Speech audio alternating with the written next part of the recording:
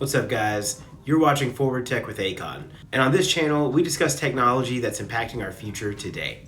In this episode, we're going to discuss the potential of Elon Musk getting into the smartphone market to take on major tech companies like Apple and Google. Before we jump into this video, I wanted to thank you for watching. If you enjoy it, go ahead and like the video and subscribe for future updates. Let's jump right in. So it all began on November 25th, when Elon replied to a tweet from Liz Wheeler stating, "If Apple and Google boot Twitter from their app stores, Elon Musk should produce his own smartphone. Half the country would happily ditch the biased, snooping iPhone and Android. The man builds rockets to Mars. A silly little smartphone should be easy, right?" To which Elon replied, "I certainly hope it does not come to that, but yes, if there is no other choice, I will make an alternate phone." But for real, this is crazy. And we'll discuss whether or not I think this will actually play out and happen later in the video, but you can't say it wouldn't be fun to watch Elon take on major companies like Apple, Google, or even Samsung head to head. If you think into it, it wouldn't just stop there. Elon could get into everything from tablets to smart glasses, smart watches, and something we've probably not even thought of yet. Tesla is already manufacturing touch displays in their cars, which is just like a big tablet, and their cars are literally computers on wheels. If Elon Musk does decide to make an alternate phone, we have to ask ourselves, who will manufacture this product? I think this could go a few different ways.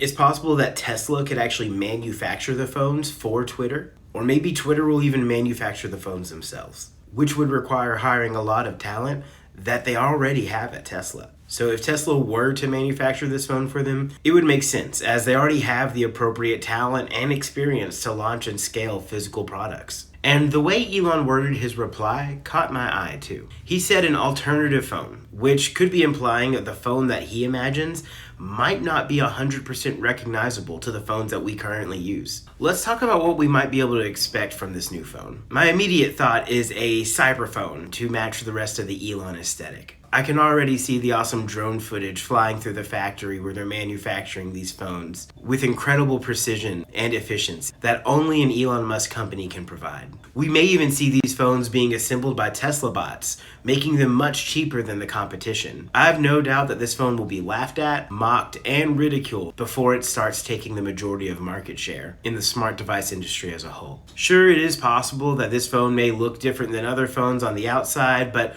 what's really important is what's going to be on the inside of the phone. Is it going to run Android OS, or will Twitter build their own operating system from the ground up? Based on what we've seen from the intense vertical integration in Tesla and SpaceX, I think that it would be safe to assume that building an XOS or X operating system would be the smartest choice to make, because now you have the opportunity to completely rethink how we interact with the internet by building out an everything platform that runs off this one device. If X.com is the everything app, would you even need other apps? Would Elon have to reinvent what an app is itself? Or would Elon and the Twitter team go as far to even creating their own coding programs, such as Apple's Swift or the JavaScript framework React created by Facebook? If Elon does make an alternate phone, I think we might see interesting software features like crypto mining and direct connection to Starlink satellites. In terms of hardware, I can imagine that this device will be made for creating content. So likely it's going to have a great camera, a great microphone for recording video and audio. It'll have fast charging and long-lasting battery life with advanced processors for completing all of these intensive tasks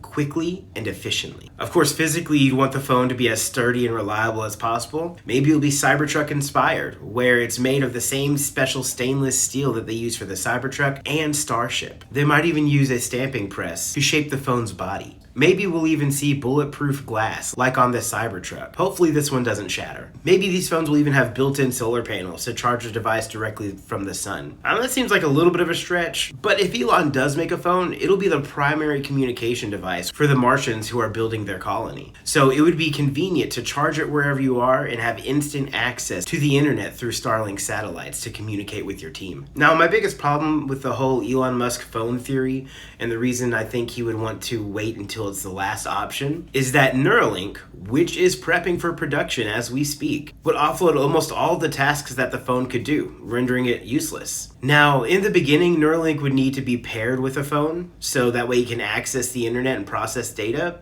So for that time, what better option than having a phone custom built for the Neuralink as an everything interface? Perhaps the phone will even enhance the Neuralink until the time comes where we can fully fit the capabilities of that phone into the Neuralink itself, making the need for an additional device redundant. Let me know in the comments below how you think Apple or the other tech companies would combat this new Elon Musk smartphone, should it actually come to market. Now, I feel like Apple's actually been heading towards a social media platform for a few years now, with greater integration of chat features like reaction and editing messages, to improved collaboration features that allow you to work with multiple people on the same document throughout the Apple ecosystem. In this case, starting an Apple social media platform might be the only lifeline for the company when going to head with Elon Musk. It could be possible that in the future, Elon even buys Apple. I don't really think this will happen, especially not anytime in the near term.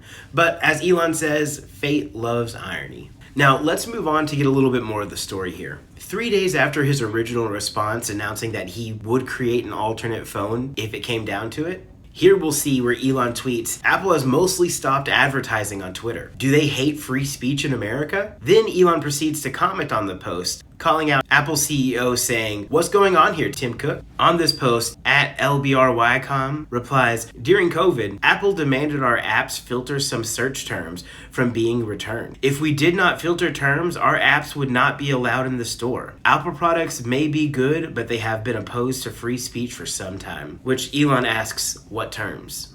Elon retweeted this comment and asked, who else has Apple censored? In a funny exchange, Twitter user @TechAU says, is it really a fight that we want to pick? An awful lot of your Tesla customers use iOS to access their cars. If that app gets pulled, it will significantly impact your ability to sell to Apple customers. Cards are way less convenient than keyless entry. To which Elon replied, are you suggesting that Apple would use its duopolist powers to hurt Tesla? Love the sarcasm. Later, Elon published a poll asking if Apple should publish all censorship action it has taken that affect its customers. To which 85% of the 1.7 million Twitter users voted yes, and the other 15% voted no. Then Elon Musk replied to a comment from Twitter user Jake K, tweeting, is Apple threatening Twitter's presence in the App Store or otherwise making moderation demands? To which Elon simply replied, yes. Moving on, we can see where Elon tweets that Apple has also threatened to withhold Twitter from its App Store, but won't tell us why. Where user @RabbitHole84 replied with a chart of political donations from major employees who work at tech companies and points out that 97.5% of Apple's donations are to the Democratic Party. Twitter, allowing free speech, is against the party interest, so Apple must play the role enforcer. Elon replies saying, wow, they don't sound biased at all. Which, to be fair, we can see that Tesla comes in number 10 on the chart with 93.9% of political donations from the company going to the Democratic Party. Later, Elon goes on to replying to a comment from the previous user LBRYcom saying, Apple disallowed most anything related to COVID, especially vaccines or human origins of the virus. We had to build a list of over 20 terms to not show results for on Apple devices. Apple also later rejected us because user included Pepe images in videos. If you don't know, Pepe the Frog is a meme, tricky little guy. To which Elon replied, secret suppression of free speech from Apple? Customers were never told. What the hell is going on here? Elon continues, where he retweets a post from the Watcher Guru that states, Apple takes a 30% tax from app developers who make over $1 million